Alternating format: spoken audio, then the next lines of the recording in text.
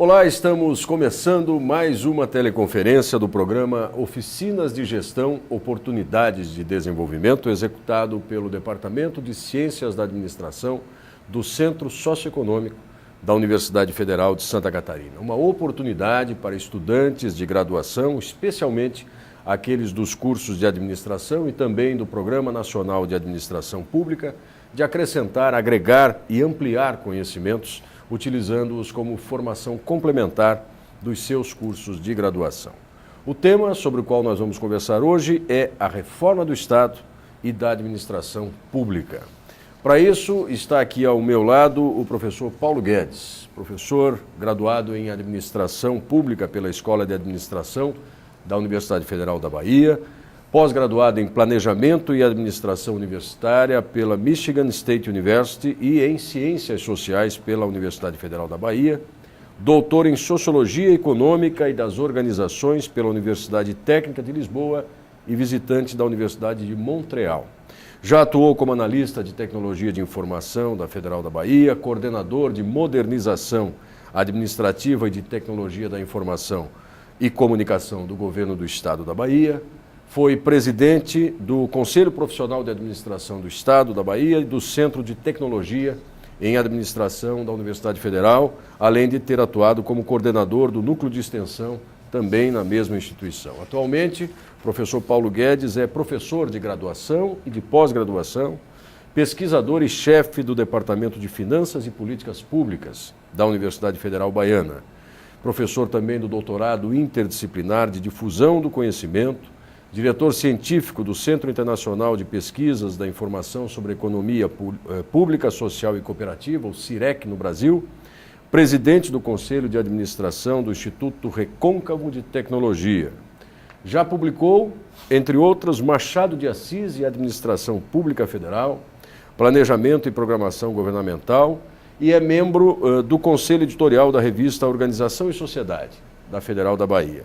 Membro ainda da Comissão de Elaboração do Projeto Pedagógico do Bacharelado de Administração Pública na modalidade à distância, desenvolvido pelo Ministério da Educação, além de ter apresentado a pesquisa Racionalidade e Bases Epistemológicas da Construção de um Programa de Educação para a Qualificação de Gestores no colóquio de Epistemologia e Sociologia na Universidade Federal de Santa Catarina. Professor Paulo Guedes, coordenador geral de elaboração de planos de desenvolvimento territorial em 8 municípios baianos, num convênio entre a Petrobras e a Escola de Administração da Universidade Federal da Bahia, e também coordenador do projeto de reestruturação organizacional daquela escola, além de proferir inúmeras palestras e ter participado de cursos, concursos, enfim, um vasto currículo. Professor, prazer recebê-lo aqui na nossa teleconferência. Obrigado pela disponibilidade em participar conosco desta conversa com os nossos alunos. Bom, prazer é todo meu e estou pronto para ver se eu consigo, de uma forma clara, prestar essas informações que você vai, de alguma forma, colocar aqui na nossa conversa. Tá bom, professor. Antes da gente começar a conversar sobre a reforma do Estado e da administração pública, como normalmente nós fazemos nesses programas, a gente acompanha uma breve reportagem que ilustra o tema sobre o qual nós vamos conversar aqui com o professor Paulo Guedes. Acompanhe. Quase 2 séculos depois da proclamação da independência, o Brasil ainda carrega heranças da colonização portuguesa. A profissionalização da administração pública no Brasil foi tardia. A modernização do país aconteceu de maneira conservadora e, por isso, muitos dos atrasos do período pré-independência continuam existindo. As principais reformas administrativas públicas aconteceram em períodos ditatoriais, 1937 a 1945 e 1964 a 1967. Mas mesmo com essas reformas, e depois de tanto tempo, os serviços públicos ainda não atendem às necessidades básicas de grande parte da sociedade brasileira. Nesse contexto, o grande desafio da administração pública é encontrar uma forma de gerir o país, a ponto de criar políticas e executar ações que beneficiem toda a população. Muito bem, estamos de volta agora para começar a conversar aqui com o professor Paulo Guedes sobre o tema desta teleconferência do programa Oficinas de Gestão, a reforma do Estado e da administração pública.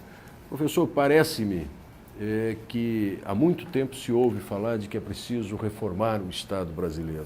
Há quanto tempo se ensaia essa reforma? Onde é que ela precisa começar ou por onde ela pode começar? Aliás, não só da reforma do Estado, reforma política, reforma tributária, não é? Há uma dificuldade grande em avançar qualitativamente em aspectos da própria complexidade das relações políticas e institucionais, não é? Também há todo um significado, um contexto histórico em que deu origem e a própria formação do Estado brasileiro, né? Nós tivemos um Estado brasileiro que praticamente em toda a colônia ele foi refém de toda a realeza portuguesa. Então toda a base institucional, toda a base legal, né, foram transplantadas de Portugal. O Brasil, diferentemente de outros países da América Espanhola, não teve, por exemplo, universidades. Toda a nossa formação, inclusive a básica, o Estado não teve nenhuma mediação nesse aspecto. A nossa educação básica para a elite, vamos dizer assim, dentro da estrutura agrária, perversa, oligárquica, não é? Basicamente da monocultura, não é? Tendo a mão de obra escrava como força de trabalho, ela se deu basicamente a partir dos jesuítas. Até funções básicas de Estado, como cartório, certidões, eram feitas pela igreja, cujos padres eram funcionários pagos vamos dizer assim, da colônia, na colônia brasileira, enquanto colônia. Então o Estado brasileiro, praticamente, se a gente pensar em Estado, né, como formação política, né, ele se mostrou incipiente em todo o período colonial, né, colonial. Basicamente, a sustentação do Estado se dava através de dois grandes impostos. Impostos de exportação, impostos de importação. Exportação se sabe, basicamente, açúcar, no primeiro momento, e depois, no segundo momento, a cana-de-açúcar, né? E tudo que se tinha no restante, em termos de produtos, eram importados, porque nada se produzia no Brasil, inclusive por determinação régia, a realeza portuguesa. Então eles tinham, para preservar todo o território, né, toda essa, vamos dizer assim, esses 8 mil quilômetros de praias, de costa, né? Então, primeiro, não se podia adentrar o território, tinha que ser através de autorização real. Segundo, não podia ter barco, também só com autorização. Nenhuma indústria, tudo vinha através de Portugal. Então nós ficamos numa situação em que as condições de riqueza material e também de riqueza, vamos dizer assim, social, né, educacional, praticamente paralisada nesse período, que foram 3 séculos, né? Não é pouca coisa, né?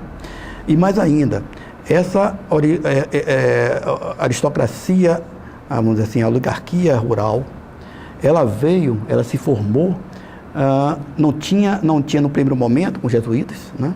Escolas religiosas, e depois uma formação através do direito na Universidade de Coimbra. Então, e a Universidade de Coimbra era reputada como uma das mais conservadoras da Europa. Então, aqueles brasileiros que se formaram em Coimbra traziam consigo essa cultura conservadora. Além do mais, perpetuação daquele modelo de Estado. Além do mais, toda as ordenações portuguesas, que deram como base, vamos dizer assim, a nossa legislação, né? Ela era calcada, consubstanciada no chamado direito público romano, ou seja, na relação governantes-governados. Então o mundo privado não existia.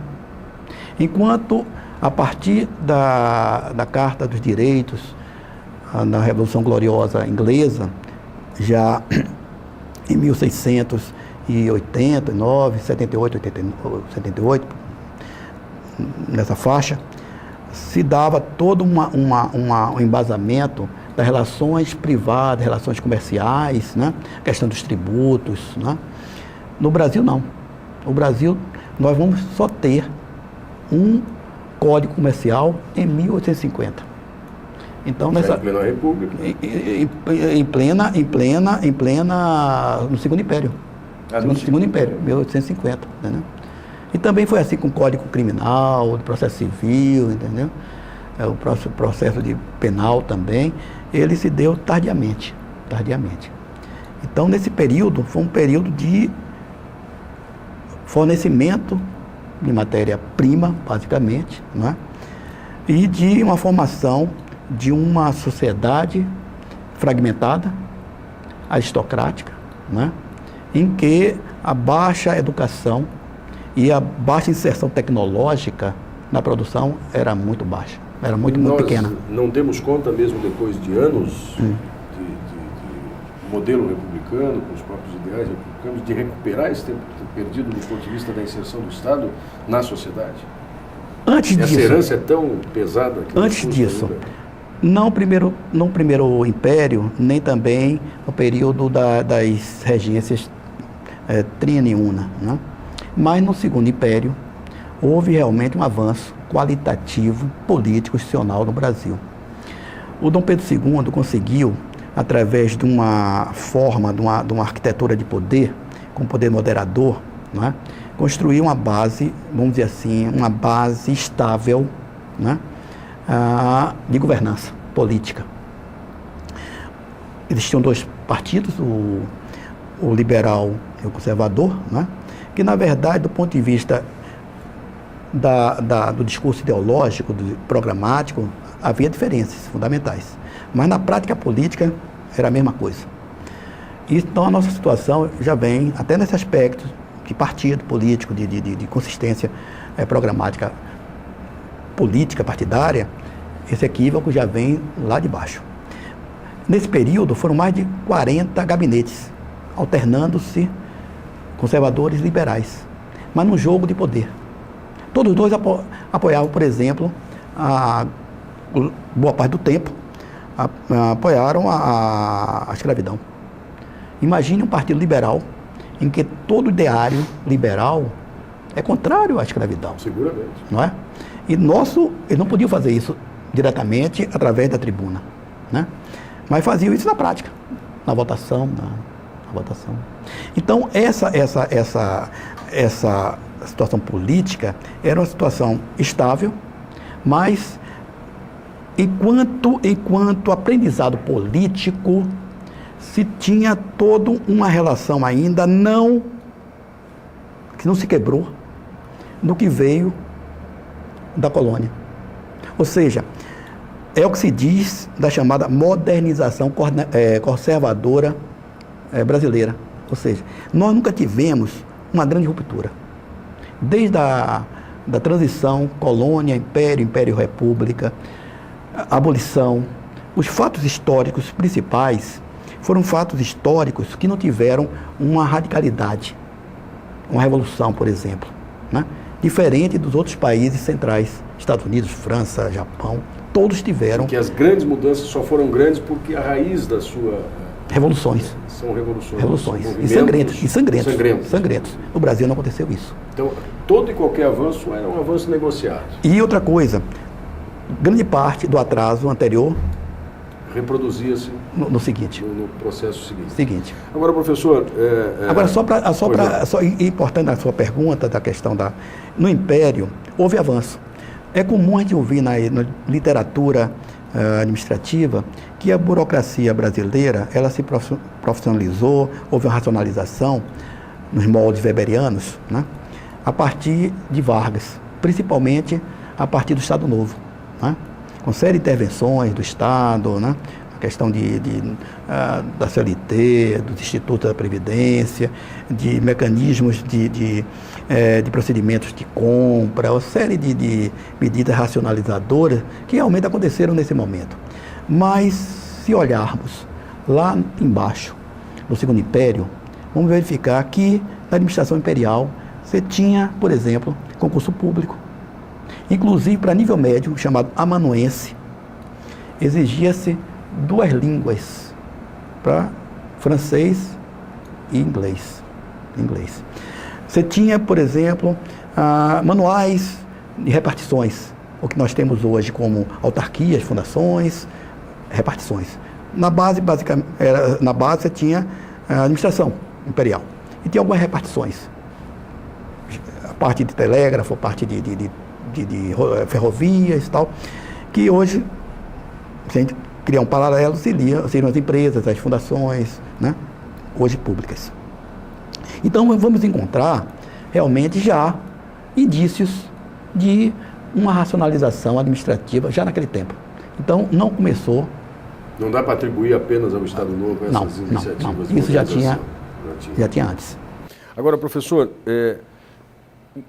há uma discussão, de uma certa forma, constante, perene e recorrente, de qual deva ser o tamanho do Estado, de qual deva ser a presença do Estado na sociedade, de qual deva ser efetivamente o papel, a atribuição, a importância que o Estado deva ter.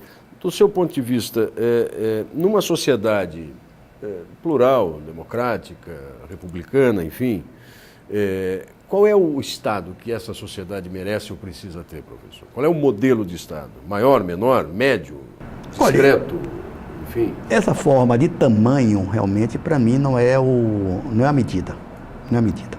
Para mim, o Estado que eu gostaria de ter, né, é o Estado que viesse da própria, vamos dizer, discussão e construção da sociedade. Porque, na verdade, se coloca Estado, sociedade jurídica, né, e sociedade civil, uma sociedade. Muitos colocam o Estado acima da sociedade, mas, na verdade, não é. Né? O Estado é uma, vamos dizer assim, uma estrutura jurídica, né, com base territorial, com essa coisa toda, com o povo, mas, na verdade, a base é o povo, é a sociedade. Ela que tem que dizer qual é o Estado que ela quer. Né?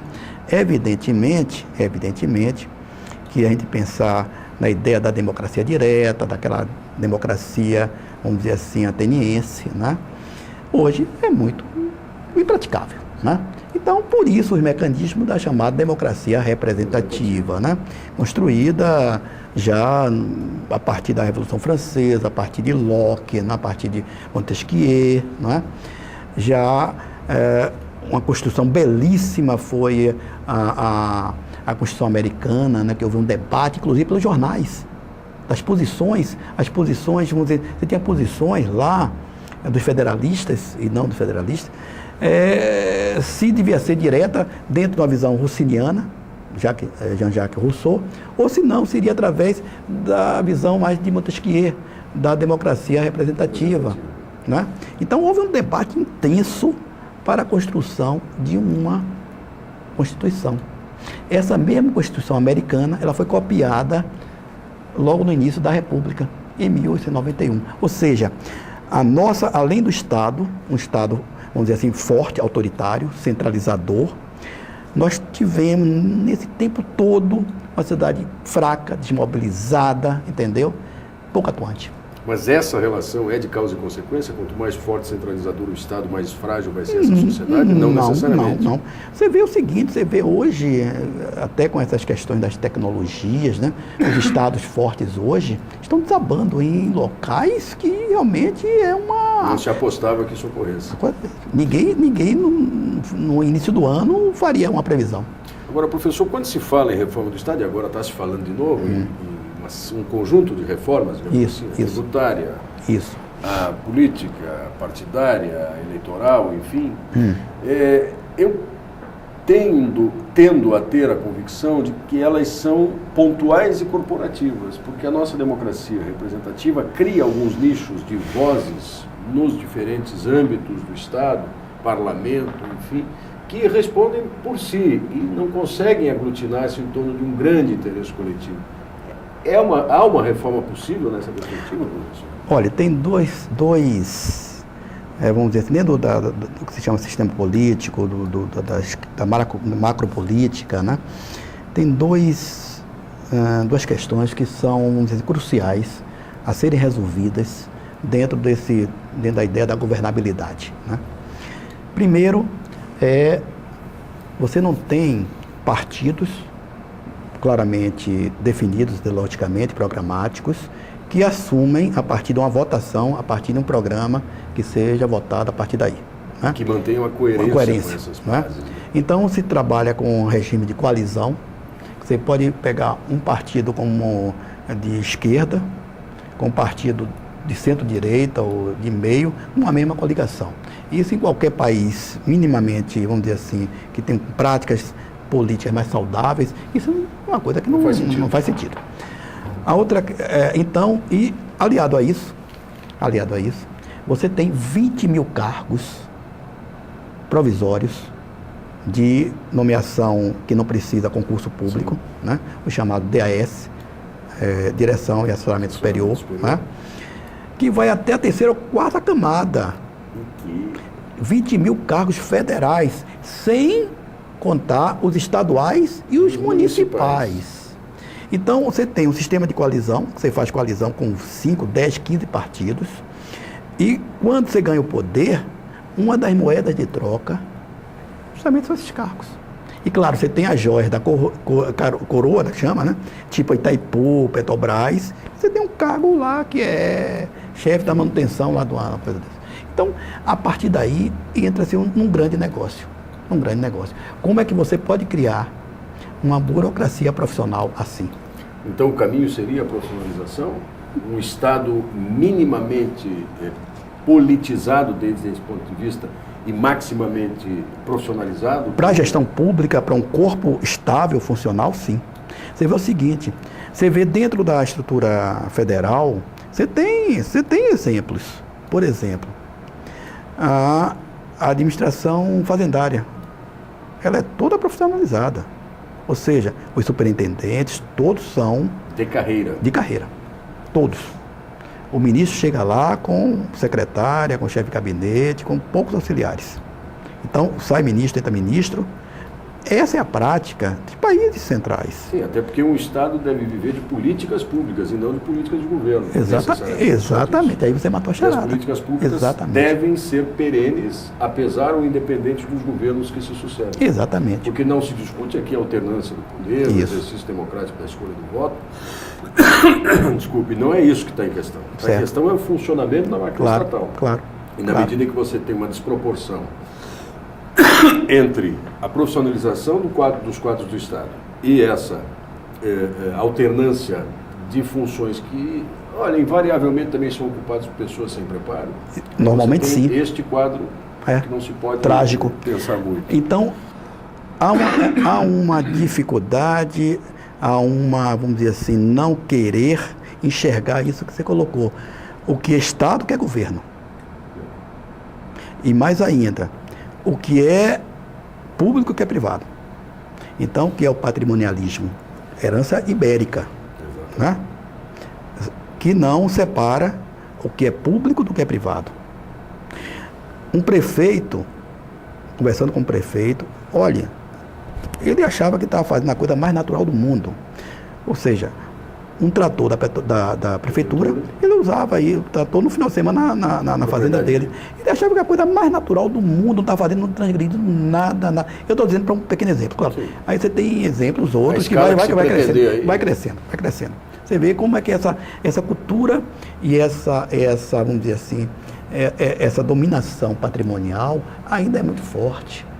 E não é só no Nordeste, não. Ela vem aqui para... Ela se espraia por várias, inclusive pelas capitais. Nós estamos conversando aqui com o professor Paulo Guedes, da Universidade Federal da Bahia, dentro de mais uma teleconferência do programa Oficinas de Gestão, Oportunidades de Desenvolvimento, e hoje o tema é a reforma do Estado e da administração pública. Estamos aqui falando sobre a necessidade de uma profissionalização maior. E qual é o papel nessa perspectiva, professor Paulo Guedes, do gestor público, do administrador público, destes jovens e destas jovens que estão nos assistindo, nos acompanhando, e que provavelmente já projetam na sua carreira profissional atuarem no Estado, atuarem em empresas públicas, enfim. Qual é a capacidade de intervenção que eles terão para alterar essa realidade? Se não reformar por fora, pelo menos reformar o Estado por dentro, professor. Bom, eu digo aos meus alunos Sempre. Primeiro, nós somos políticos. À medida que alguém diz, eu não sou político, eu não gosto de política, eu não gosto de política, é uma demonstração política. Então nós somos políticos, até na negação da política. Porque o curso de administração, eu sou formado em administração pública por vocação. Ou seja, eu podia escolher empresas ou pública dentro lá da minha formação básica. No segundo ano, a gente faz a escolha. Então, eu fiz a escolha pela área pública. Então, foi uma escolha. E eu pratico essa escolha na minha vida, venho praticando na minha vida funcional, profissional, né? No ensino. Então, eu realmente tenho essa... Claro que eu tenho que ter olhar também nas coisas da administração empresarial, até para você ter não ficar aquela coisa dos muros, né? Que é uma coisa terrível. Mas o que eu coloco, primeiro, o ensino da administração, lá na Bahia, em Salvador e Lauro de Freitas, que é um município onde eu moro, onde tem o aeroporto. Há 5 anos atrás, existiam 56 cursos de administração. Porque o MEC permitiu que cada faculdade, as privadas principalmente, lançasse 4 ou 5 cursos. Administração com modalidade turismo, administração com modalidade hospitalar. Aí essa coisa foi crescendo. Hoje, a oferta de administradores seguramente é muito maior do que as necessidades da nossa economia, que não cresce muito, não cresce na medida chinesa. Não é? Enquanto nós precisamos importar soldador, é uma crise com essa expansão de estaleiros, com toda a parte que está tendo dos gasodutos, né? Também das grandes plataformas. Então, não tem soldador. Não tem mão de obra qualificada para essas atividades? Não tem. Estão importando de Singapura, trazendo pessoal, Recife, Pernambuco, pegou 150 lá de Singapura para um dos estaleiros deles lá. Alguma coisa está errada. Alguma coisa está errada. Muito bem, professor, como normalmente nós fazemos também, nós temos um momento aqui de interação com os estudantes que participam deste programa Oficinas de Gestão e que enviam perguntas para os nossos convidados. Eu tenho aqui 2 questões, vou dirigi-las ao senhor. Sim. Uma é do José de Lages, obrigado José pela sua participação, e ele pergunta como fazer reforma do Estado se as pessoas que votam e aprovam estas reformas são corrompidas, diz o José, e jamais pensam no interesse e no bem-estar coletivos. Tem uma fórmula para isso, professor? Bom, é um processo. Você não tem fórmula, né? Assim de imediato. Falei para você que todo o processo nosso de formação foi um processo de educação tardio, né? Enviesado, dentro daquilo que a gente chama país dos bacharéis, né? Dentro de uma cultura patrimonialista, em que o Estado, primeiro a Casa Grande, depois o Estado passou a ser, vamos dizer assim, grande Deus, a grande referência para as pessoas, e principalmente aquelas pessoas que saíram num processo, vamos dizer assim, escravagista, né? Pessoas que, sem uma educação e uma prática social, né? Mobilizadora, né? e de luta.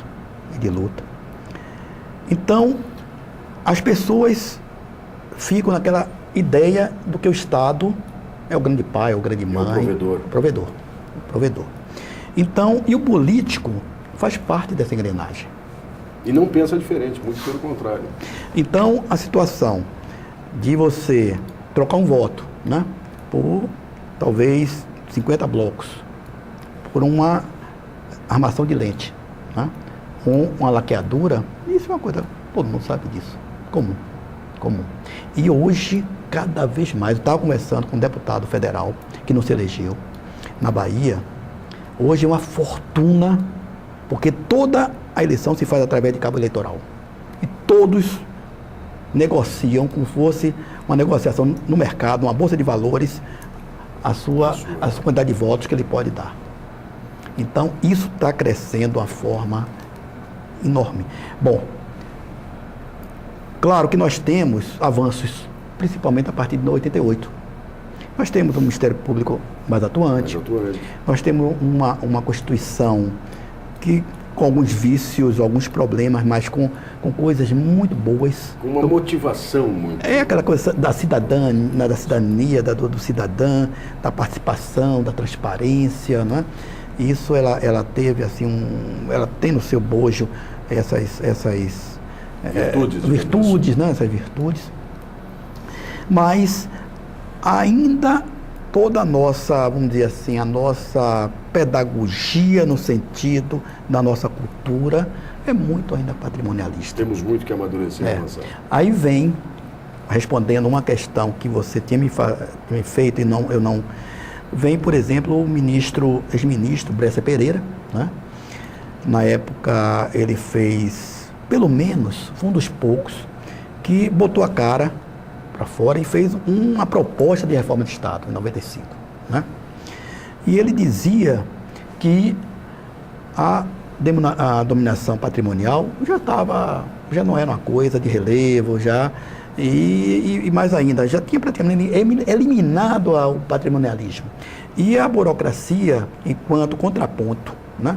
A burocracia é aquela coisa da virtude universal, né? Da meritocracia, essa coisa toda, e isso já tinha cumprido seu papel. Então, agora, estava vindo a chamada reforma gerencial ou estrutura gerencial, aquela que tem, vamos dizer assim, fundamentos na iniciativa privada e que, pela sua flexibilidade, pela sua autonomia, pelos seus resultados mais rápidos, aquilo devia ser importado ou colocado dentro do espaço público, da gestão pública. Né? Isso não começou aqui. Veio de lá da reforma gerencial inglesa, desde Margaret Thatcher, né? Primeira-ministra da Inglaterra, a partir de 79. Então, vários países, né? Passaram por esse reformismo, né? Que tem toda uma ideologia neoliberal no sentido de um tamanho menor de Estado. Ou seja, o que é o tamanho liberal? Vamos pensar no tamanho liberal. Aquele que as funções básicas do Estado seriam feitas pelo Estado. Quais seriam? Justiça, questão de segurança interna, segurança externa, a questão dos impostos, da parte fazendária, né? Da justiça, da saúde, educação. Não. Aí você tem uma repartição. Estrutura básica é isso aí. Forças Armadas, aí vamos dizer assim, são atividades inerentes ao Estado. Aí você tem uma coisa que pode ser feita pelo Estado ou aí você vai em saúde, educação, né? E tem coisas que só pela área empresarial, né? Então, vamos dizer assim, seria esse tamanho de Estado dentro de funções que seriam, vamos dizer assim, próprias ou não para o Estado, né? E que tiraria o Estado o poder, vamos dizer assim, de intervenção, né? Intervenção, que é uma das coisas que um debate eterno a partir de 30, do Keynes versus os liberais, a questão da presença do Estado ou não, na sua intermediação, na sua forma de regulação, entendeu, da economia. E esse modelo que, de alguma forma, vai para o Estado mínimo. Apesar do que o Bresser colocava o seguinte, não é o Estado mínimo, é o Estado necessário, né? Ele fazia um jogo de palavras, mas, vamos dizer assim, as medidas que foram tomadas foram para o Estado mínimo. Quais foram as medidas? Basicamente, redução de custos, corte de funcionários, aquela coisa toda, direitos, que eu até acho que foram coisas importantes, entendeu? Importantes. Alguém tem que enfrentar isso. Sempre tem que enfrentar. Não pode você, do jeito que está, o sistema previdenciário, por exemplo, você tinha 7-1, enquanto 7 nativo, hoje tem 3-1. E a nossa vida, a expectativa de vida do brasileiro, dos anos 50, era 50 anos. Pois é. Hoje, 70. Mulher 72, homem 70, 69. Se aposenta aos 50 anos, 55, se aposenta não. Houve uma mudança. Como é que você mantém isso? É muito difícil. É muito difícil. Nos países centrais, a crise é muito maior que aqui. Na França é um horror. Na Europa, Na Europa, meu Deus do céu, os Estados Unidos. Olha, a próxima grande problema nos Estados Unidos, não teve sabor imobiliária, vai ser previdenciário. Porque ele não tem uma previdência pública. Mais uma pergunta, essa do Guilherme, do curso presencial, professor Paulo Guedes. Ele se refere ao texto que foi disponibilizado no Ambiente, que o senhor apresentou como síntese dessa conversa, e ele diz que há um parágrafo em que são salientadas as principais reformas administrativas públicas no Brasil que teriam acontecido em períodos ditatoriais. Então, a pergunta do Guilherme é essa: para o nosso país, o melhor é um regime de exceção ditatorial? Claro que é uma provocação. Claro, eu sei disso. Ô, Guilherme, é o seguinte, dentro da administração, seja ela empresarial ou pública, a forma autoritária, hierarquizada, né? Aquela que veio assim, da própria igreja, das Forças Armadas, que você tem assim, estruturas muito fechadas, né? Com formas de dominação e de regulação muito próprias, né? Muito claras, né? É evidente que esse tipo de estrutura, ela, para mandar e cumprir, é muito mais fácil. Claro. Porque qualquer reforma, se for reforma participativa, democrática, envolve toda uma discussão, que deveria envolver a população e os substratos políticos, né? Então fica muito mais difícil, a democracia é muito mais difícil de exercitá-la. Com certeza. Apesar de que não tem nada no mundo, com seus defeitos, da democracia representativa, dos nossos políticos, dos partidos, sem ideologia, sem programas, sem consistência pragmática. Mas não tem nada que substitua bem a democracia. Então, nesses momentos, no momento primeiro, o Brasil estava saindo de um processo da República Velha, né, de estagnação, de manonismo, né, para já com forças já da urbanização dos militares, do exército, né, que de alguma forma se juntaram no sentido de avanço, né, a ideia já nos anos 30, 22, da Semana Moderna, né, sua área, aquela coisa de voltar para dentro das suas origens, do índio, do negro, aquela coisa toda, da expressão nossa, aquele parnasianismo francês, aquela coisa toda, o rompimento disso, né? Já estruturas novas de Partido Comunista, fascista, né? Os camisas verdes, anarquistas, né?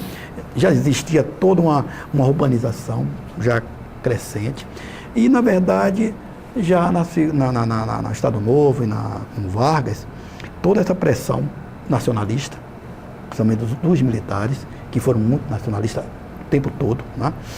Então, isso para uma pujança nacional, um desenvolvimento, né, nacional, vamos dizer assim, um ganhar, né, interno. Então, de alguma forma, o governo Vargas, a partir de uma recessão, de estagnação da Primeira República, ele inaugura. Isso vai ser complementado depois lá com o Kubitschek, principalmente. Toda a fase desenvolvimentista, que naquele período nós crescemos igual à China hoje. Isso num espaço de tempo de... Os anos 50, você pega até 60 e pouco antes de 64. 10 a 15 anos, por aí. Nós crescemos na faixa de 7% ou 8% nesse período. Então, de alguma forma, você tinha que ter necessidade de uma gestão pública para suportar esse esforço de desenvolvimento. Então, houve a necessidade de fazer isso. E, claro, no sistema autoritário, é muito mais fácil você baixar decretos. Você não precisa de lei para discutir, né? Medidas impositivas. Pode até, do ponto de vista valorativo, você apoiar. Houve mérito. Sim. Mas dentro dessa situação de exceção. Na Revolução, na golpe de 64, também aconteceu a mesma coisa, no início. E uma particularidade, que pouca gente sabe disso.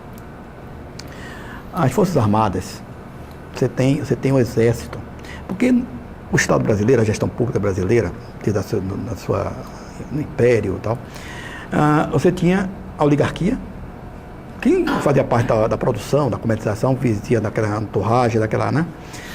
daquela situação de produção, não se dava bem, tinha toda uma relação. Você tinha pessoas escravas naquele momento e tinha pessoas que não faziam parte disso. A classe média baixa, os imigrantes, etc. Eram os recrutados pelo Exército. Então o Exército, na verdade, diferente da Marinha. A Marinha sempre foi... Qualificava um pouco mais as suas... Claro. A oligarquia, principalmente, negro na Marinha oficial, é coisa recente. Anos 40, 50, então não tinha. No Exército não, porque recrutava justamente nesses substratos. Então a oligarquia rural brasileira nunca teve um ponto de apoio no Exército. E o Exército veio se profissionalizar a partir da Guerra do Paraguai. Aí começou, até então, o Exército, ou Força Armada, ou policial, não era ator político. Veio ser ator político a partir daí. Aí foi ator presente, né? Protagonista mesmo. Presente, exatamente, principal. Olha, o imposto territorial, rural, só veio a ser colocado no Brasil a partir de 64. Nem João Goulart conseguiu tributar a propriedade rural.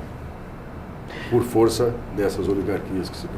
Olha, não estou fazendo nenhuma apologia de movimentos de secessão. Estou vendo, inclusive, foi um dos que lutei bastante dentro do tempo de universidade, tempo profissional, contra esse estado de secessão, não é? Mas nós não podemos desconhecer a história.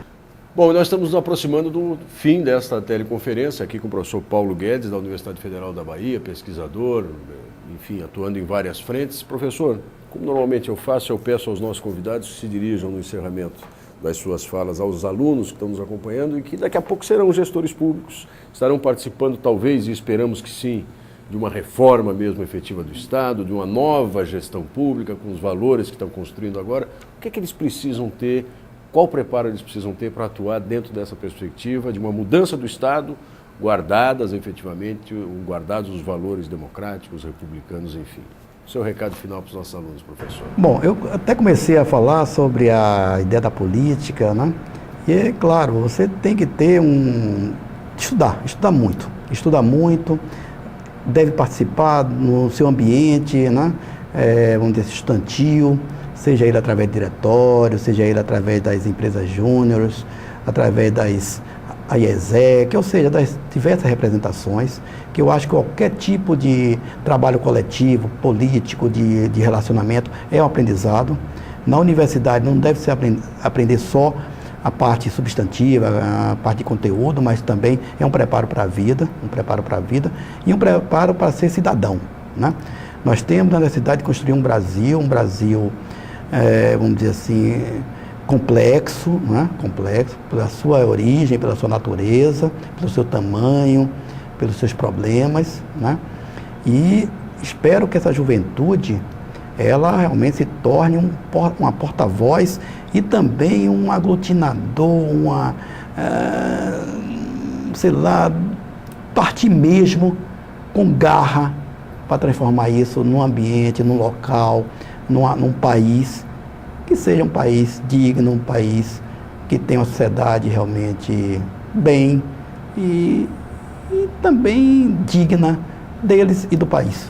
Professor Paulo Guedes, muito obrigado pela sua disponibilidade de participação conosco. Você já sabe, a programação completa das próximas palestras e todas as palestras anteriores do programa você encontra no endereço cursoscad.ufsc.br. Até a próxima.